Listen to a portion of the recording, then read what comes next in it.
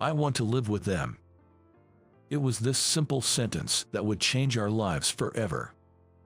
I looked directly into the eyes of the sister's grandmother and said, "Excuse me for being straightforward, but would it be all right for my wife and I to adopt Emma and Claire and take full responsibility for raising them?"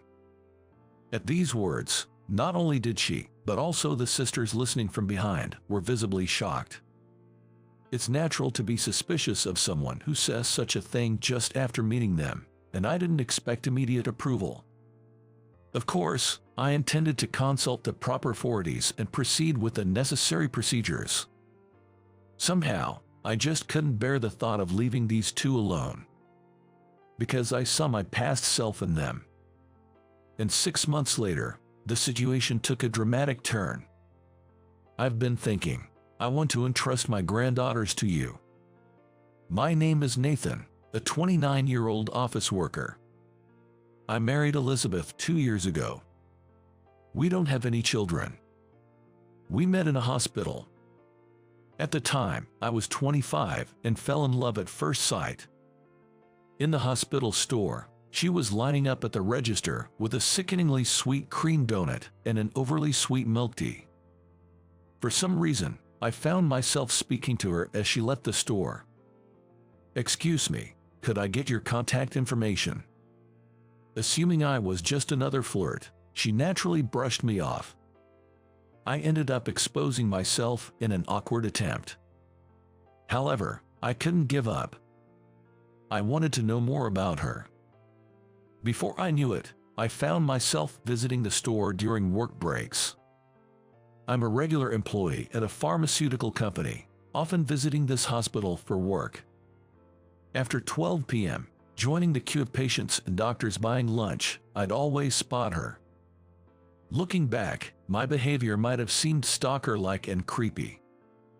Approaching her with an invisible tail wagging, I must have looked like a pathetic dog to others. Perhaps due to my persistence, she gradually started to indulge in small talk with me. A few months after meeting her, she questioned me. "Why do you pay so much attention to me? From any angle, you look younger than me." She said something like that. By then, I still didn't know her name. And she didn't know mine. We just happened to meet and converse casually. That's the kind of relationship we had. I've never really thought about the age thing. It all started because I thought your profile was beautiful. Oh, and that strange combination. Doesn't it give you indigestion? I said, pointing at the donut and milk tea she always bought. She puffed her cheeks in complaint. "Shut up. My work requires a lot of brain power and is exhausting, so my body craves something sweet. Nathan, don't overwork yourself either. Without health, you can't even work." With that, she handed me back a business card I had dropped. I'll never forget the moment my name was first called. As I continued my relentless pursuit, she eventually revealed her name to be Elizabeth. From there, Elizabeth and I began to meet privately, leading me to propose marriage when I was 27. People sure have strange tastes. That was Elizabeth's response to my proposal. Let's return to the present. I'm now 29, but Elizabeth, being 10 years my senior, is currently 39. Her hesitance to open up to me was probably due to rage. Indeed, when I proposed dating her, she said something along these lines. "I'm honestly too busy to even think about dating," which usually makes most guys think I'm being conceited, and it ticks them off when I say it. But it's the truth, and I felt it was something I needed to convey. Moreover, I'm past the age considered ideal for pregnancy and childbirth, so having kids might not be in the cards for me. None of that mattered to me. When we first met, I honestly had no idea what she did for a living. But seeing her in a lab coat, working night shifts, and barely having time to sleep, it was clear she was a doctor. That's what I thought. In fact, when she met me, she was a surgeon. I figured she must be busy, but then she suddenly switched specialties one day. I wondered where to, and it turned out to be otolaryngology. It was a completely different field, so I was surprised when I heard about it. But the reason made sense. I've always wanted to pursue otolaryngology, but I thought having surgical experience would reassure patients in cases where surgery is needed. Actually, my father runs an otolaryngology clinic back home, she said. My father-in-law's skills were astonishing. Though the sign said otolaryngology, he could also see patients for internal and general surgery. Sometimes, he could even handle cases that required oral surgery, thanks to his experience. Of course, a clinic with such a skilled doctor was always packed. They start handing out appointment numbers just after 8 a.m., but it's not unusual to see people lining up before 7 a.m. on Saturdays. Even though they only do consultations in the morning on Saturdays, they sometimes stay open until past 6 p.m., and during peak allergy seasons, they can be seeing patients until almost 9 p.m. Now we've put some limits in place. Though consultations start at 9 a.m., you can't get a morning slot if you arrive at that time. If my father, who has been working hard for the community, were to leave, the patients would be in trouble, right? That's why I'm aiming to be the next trustworthy clinic director, she explained. I fell for Elizabeth all over again. I sort of just graduated from high school and university and landed a job at a major company through connections with Professor Anderson from my seminar, who had ties to pharmaceutical companies. But Elizabeth, she had a clear vision of what she wanted to do and was working towards it. I wholeheartedly wanted to support her in achieving things I could never dream of. That's why I thought it wouldn't be so bad to just spend our lives together as a couple. At 29, many of my peers were getting married and having kids, but I didn't envy them. Having Elizabeth, my beloved wife, was more than enough for me. Then, one day, Elizabeth had just quit the hospital she was working at to take over her father's clinic as the next director. Because of that, her days became incredibly busy, and she was so exhausted she had bags under her eyes. The clinic was popular to start off with, but now it was Elizabeth and her father, who mainly supported her in consultations. And the place was in chaos with all the patients who had heard the news. I just wanted to take a walk for a change of pace, she said. So, we decided to go for a walk at night. Lately, the daffodils had started to bloom, and the mornings and evenings felt a bit more comfortable. While enjoying the pleasant night breeze during our walk, we noticed something unfamiliar sitting in a corner of the park near our house. It looked like a cardboard box. Maybe some neighborhood kids were playing and made a cardboard house. I was about to ignore it when our sight moved slightly. Elizabeth also looked at it curiously. Then, the box swayed from side to side again. There was no wind blowing. That meant something alive was inside. It could be a stray cat, I thought. As I approached and peered inside, I was surprised by what I saw. Inside, instead of a dog or a cat, there were two girls with the same face. They were wrapped in newspaper, using it as a blanket, and next to them were two backpacks that seemed to belong to them. By their looks, they were definitely elementary school students. Hey, what are you doing out here at this time? Are you playing make-believe? Your parents must be worried, so we need to contact, well, the police, maybe. As I reached for my phone, one of the girls said, "Please don't call the police." Why not? I don't know about your parents, but surely this is. If our parents get arrested, we'll be in trouble. We'd become children of criminals. She said with a clarity that seemed beyond her years, making me feel uneasy. The girl who spoke to me seemed composed, but her sister was just fidgeting, not even trying to look at us. I was at a loss for what to do, but leaving them here and going back home as if nothing happened didn't sit right with me. So, I suggested, "You might catch a cold staying out here, and there could be some strange people around. How about you come to our place for now?" Elizabeth immediately retorted, "That makes us sound like the suspicious ones. Thinking about it, I couldn't find any better way to phrase it. As expected, the girl who had spoken to me earlier raised her voice. We've been told by teachers and grandparents not to follow strangers. As I was racking my brain over what to do, Elizabeth seemed to remember something and asked the girls their age. They said they were 9-year-old twins and seemed to live nearby. After a moment of thought, Elizabeth scrolled through her phone's camera roll and showed them a photo of 2 girls. The twins' eyes widened. Wait, that's Stacy and Katie. So, you're classmates with my nieces. Nieces. Elizabeth has a sister about my age, who has 2 daughters, Stacy, 9, and Katie, 11. Since my sister-in-law's family lives in this area, it seemed like a fortunate coincidence. Suddenly, the sister's wariness began to melt away. I'm Stacy's mom's sister. Really? Yeah, it's dangerous to stay out here, so why don't you come to our place for now?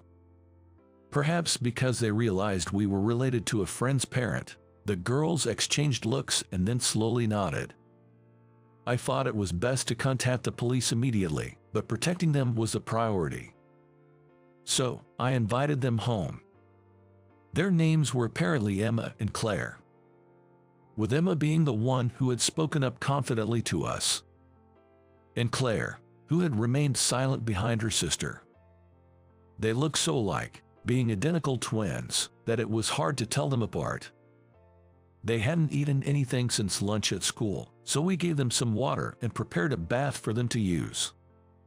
While they bathed, I laid out some guest mattresses, and Elizabeth prepared some light snacks.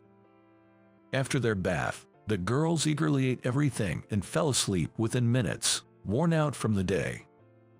The next morning, before 6 a.m., as I was getting ready for work, Elizabeth, with a serious look on her face, said, "I want to live with those girls." I was surprised by her sudden statement, but after listening to her, I could understand why she felt that way. Elizabeth had talked to her sister on the phone last night. When she mentioned Emma and Claire, her sister said, "Oh, they are well known," and filled her in on the details.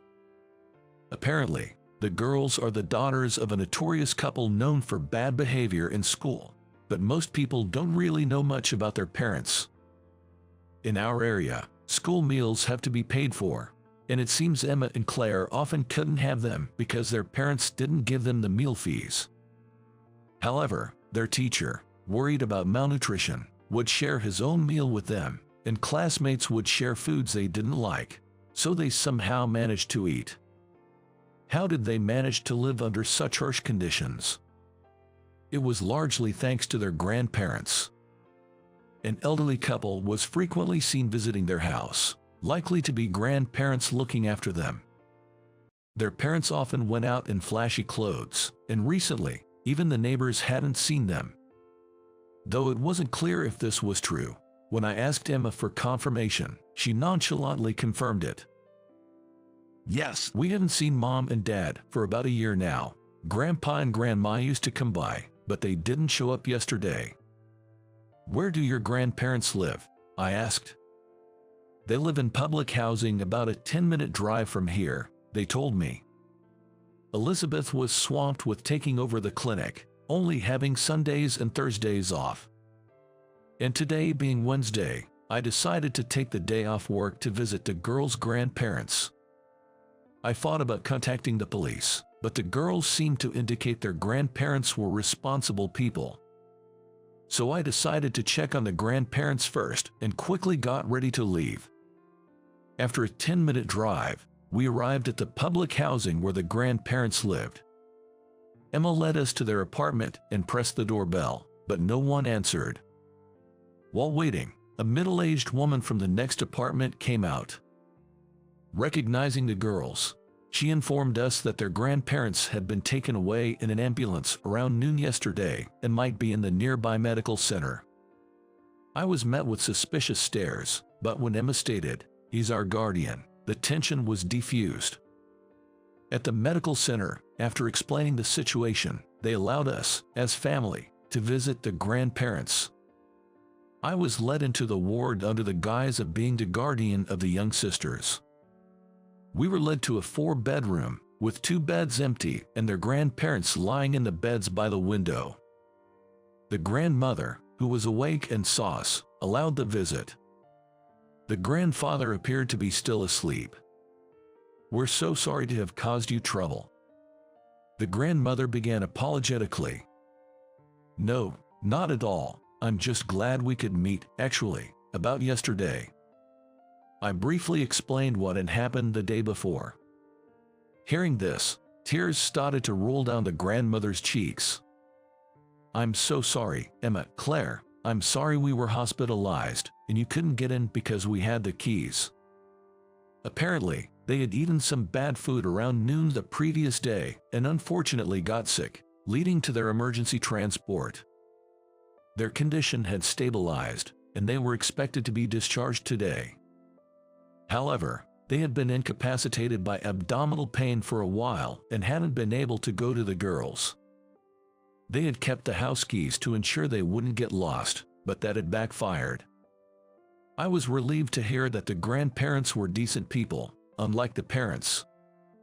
Emma's confidence probably stemmed from knowing her grandparents would never abandon them. For now, my role as a guardian would end once the grandparents were discharged, which was a relief, though it didn't align with Elizabeth's wishes. However, the grandmother looked troubled. And then, she spoke slowly. "To be honest, we're in a tight financial situation. My husband and I have been self-employed, but our daughter and her husband took all our assets. Now we're living on just our pension. I should be offering you a reward, but that's difficult for us." No, you don't need to worry about that at all. If they're receiving a pension, they must be at least 62 years old. I thought about suggesting they live together, but it wasn't as simple as that. Moving the sisters would change their school district since the public housing where the grandparents lived was across a bridge. Changing young children's living environment could be stressful. And even if they could live together, there was no knowing when the grandparents might fall again. Surely, the grandmother must be worried about that. If they fell again, there would be no one to take care of the girls. Seeing their worried expressions, I couldn't keep quiet. "May I speak frankly?" "What is it?"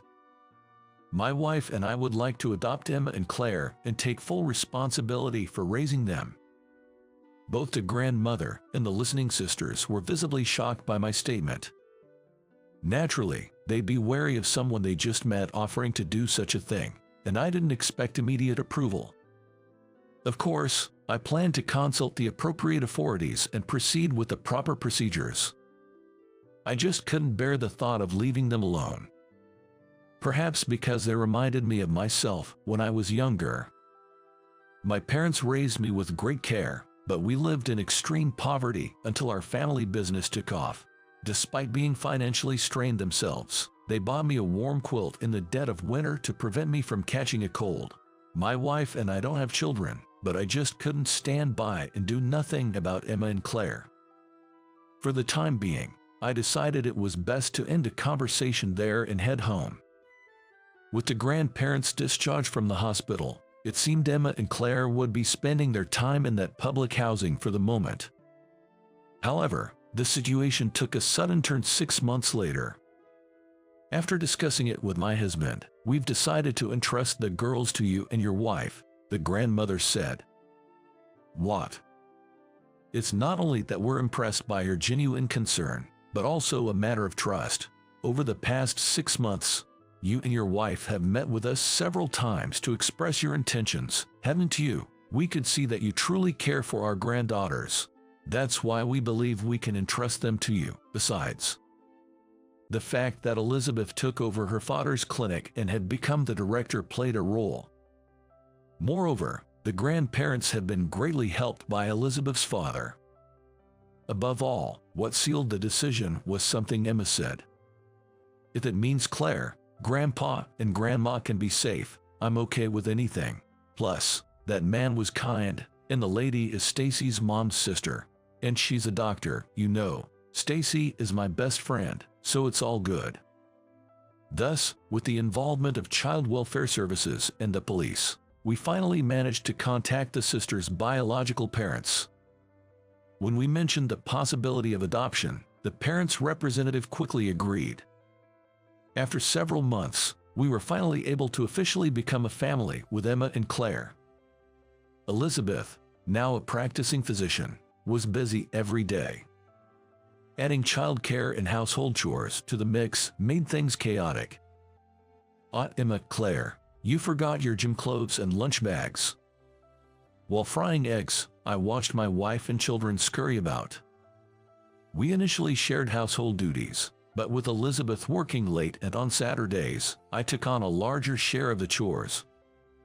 That arrangement was mutually agreed upon. So I was usually in charge of cooking.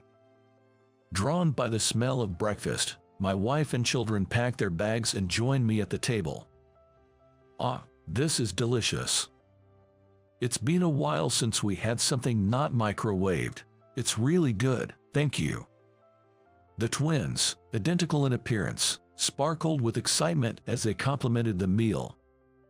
Apparently, they were used to reheating meals prepared by their grandparents, so freshly made food was a treat for them. They were also happy to finally have their own portions of school lunches, and I heard their teacher, Miss Thompson, was moved to tears by the news. Despite their parents' unforgivable behavior, the warmth of the people around them allowed the girls to grow up well-adjusted. It was now my responsibility to continue guiding them until they became independent adults. I was determined to fulfill this duty. Since my family owned a bakery, I decided to visit on weekends to update them. We had been too busy to inform my parents about the adoption. So, when they suddenly found out they had granddaughters, they were shocked but quickly embraced them, teaching the girls how to bake bread and enjoying quality time together. A year after Emma and Claire became part of our family, our lives gradually settled, and the girls began to open up to us more. Emma, always the more reserved, began to show more childlike behaviors appropriate for her age. "Let's go play basketball, Father." "I'm not sure I can keep up with your energy, Emma." "Come on, it'll be fine." Feeling the tug of her small hand, I was deeply moved. Interestingly, they call us father and mother, possibly to differentiate from dad and mom, which might remind them of their biological parents. They were happy to eat the same school lunches and use the same textbooks as their peers, enjoying a normal childhood. Eventually, both girls graduated from elementary school, with Emma attending a public middle school and Claire a private one. Living together helped us understand their personalities better. Emma was lively and good at basketball. On the other hand, Claire, while not fond of physical activities, consistently tops her class with her innate intelligence. Furthermore, she seems to be doing well in the marching band she joined. Everyone aware of their past hardships celebrated their growth. As twins, they faced their educational transitions together. But Emma chose a public middle school with a strong basketball program, satisfied without pursuing entrance exams. Claire, feeling hesitant about progressing to a public school while her sister opted for it. Emma had been offering her positive and kind words. "Claire, you're better at studying than me, so you should go to a private school. Then, I can brag about how my sister is super smart and attends a prestigious private school. And to make you proud of me, I'll work hard in basketball and aim for the national tournament." Hearing her sister's words, Claire was convinced and successfully got into a challenging private middle school. Even before we met, these sisters must have been living by complementing each other's deficiencies. That was evident from their conversation. Time flew by quickly, and the children turned 18. They had become fine adults. Claire managed to get into a medical school after acing her university entrance exams. On the other hand, influenced by her sister, Emma also chose to pursue a career in medicine. She decided to go to a nursing school.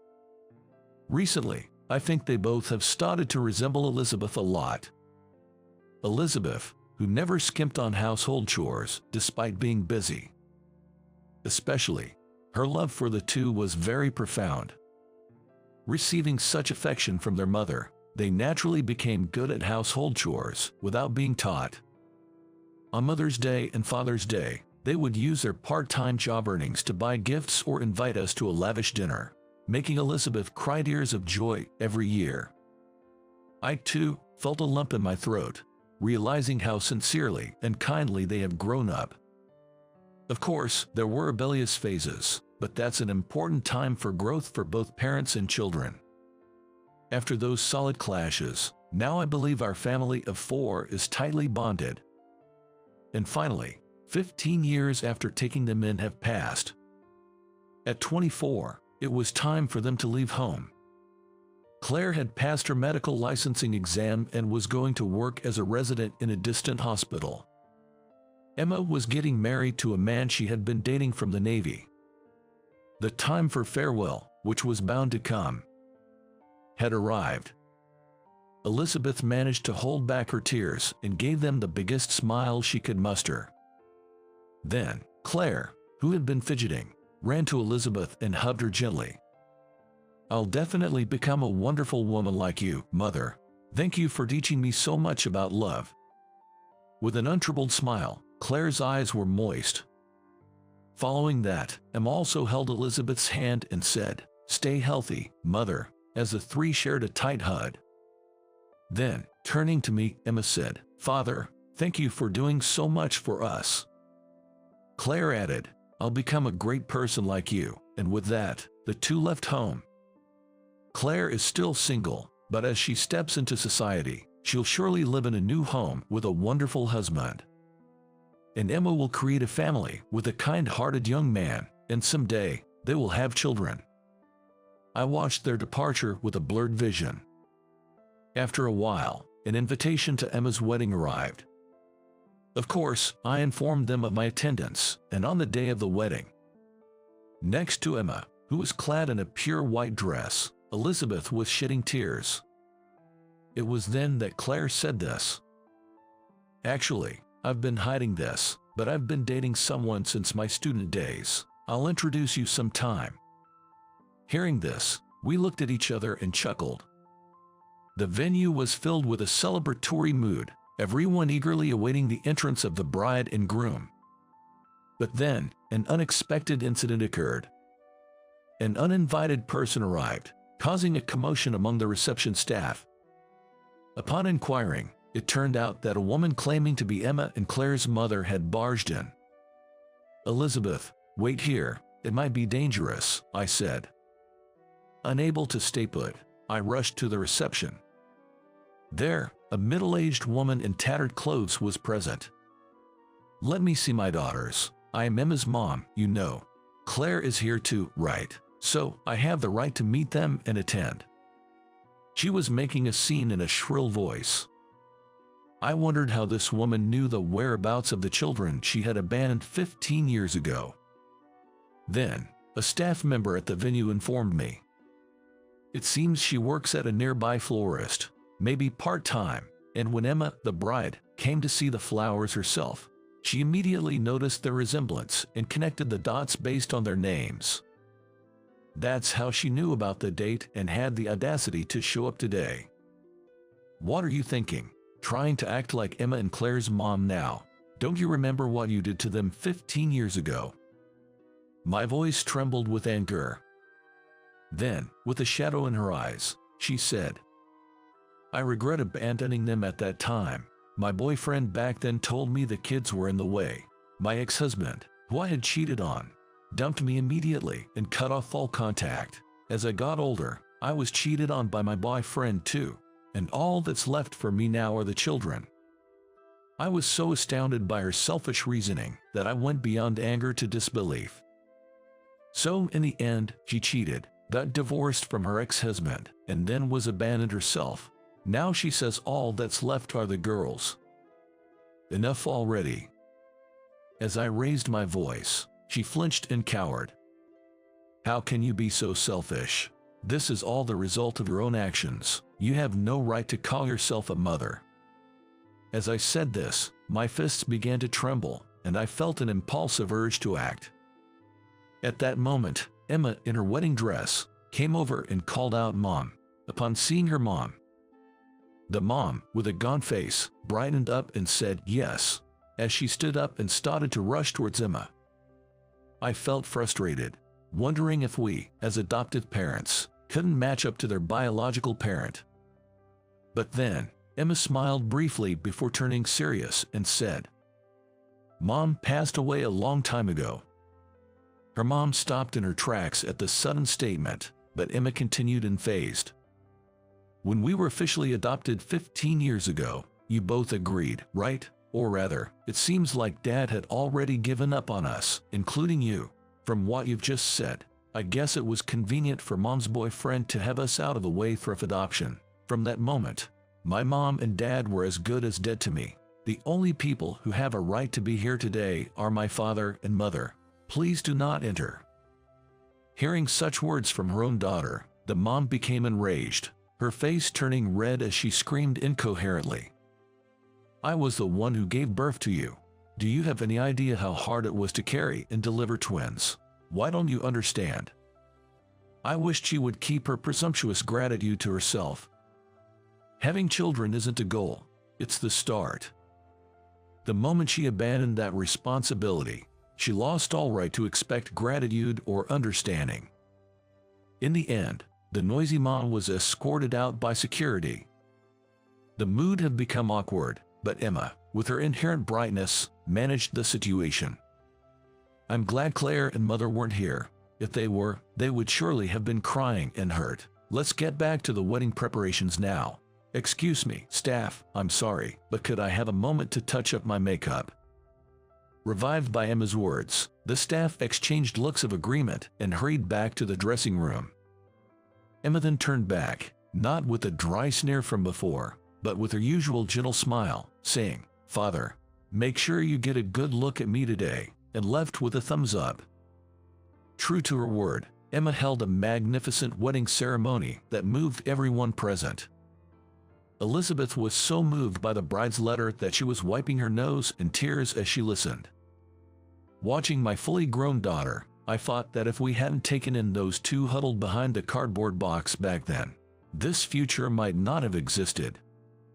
After the successful wedding ceremony, reception, and after party, the day came to a close. As we were about to leave, the two of them stopped us. "You two are our only parents. We love you forever. Father, Mother, take care of yourselves." Elizabeth hugged Emma tightly, saying, "That's our line. We will always love you, forever and ever." Claire and I watched the two from behind.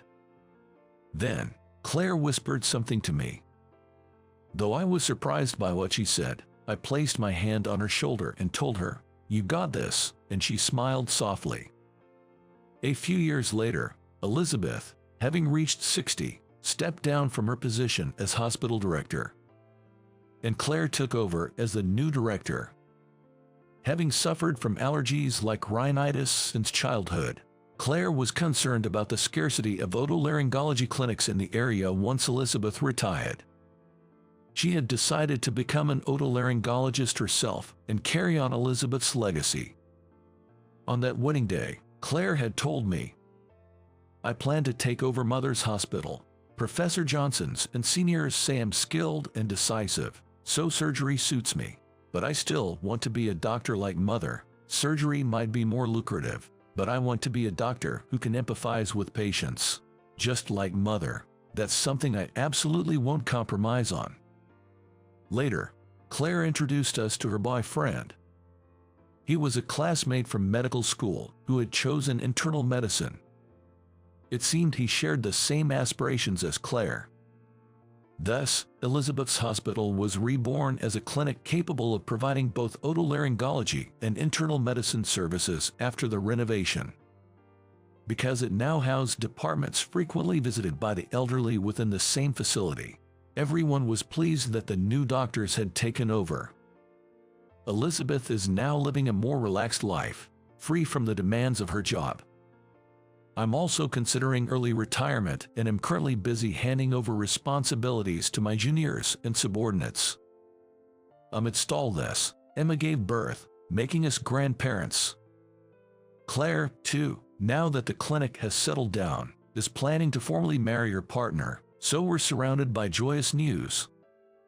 Elizabeth said, "Can I really be this happy? It's almost frightening how happy I am," to which I confidently responded, "Of course, it's all right. Do you remember what we did 15 years ago? We saved 2 children, there's no doubt about it. We rescued them, and in turn, they brightened our lives. This happiness is the result of everyone's feelings coming together. It's only natural for us to be happy." Hearing this, Elizabeth smiled happily. When we visited Emma's house some time later, I noticed red sweet peas adorning the room. As I looked at them, Emma, with a downward gaze, shared, "I hadn't seen her since that wedding. It seems she quit the florist shop, but when she left, she told the owner, if those kids come, please give them this, and that was this." I knew the language of sweet peas, as it's quite well known. Indeed, they symbolize farewell. Emma continued, "It's not just any farewell, but the kind you give to someone important when parting ways. In her own way, she must be starting to atone for what she's done. We'll probably never forgive them, but you know, flowers are innocent. So, I thought I'd take care of it until it withers." It was so like Emma. She's a person of integrity and, more than anyone, can empathize with others. While we are her parents, those people were her parents too. At least the mom had some semblance of affection. But they are no longer relevant to us. By the way, Claire is going to have a wedding with her fiancé soon. Really, since they're both doctors, I wonder if it'll be a grand celebration. They're planning to have a small ceremony with just family in Hawaii, and then a reception back here. Ah, that sounds lovely. I'm looking forward to it. Oh, Lily is crying. Father, why don't you hold her? Prompted, I cradled my granddaughter in my arms, admiring her adorable face. And as the sweet peas wilted, Emma and Claire stopped talking about their mom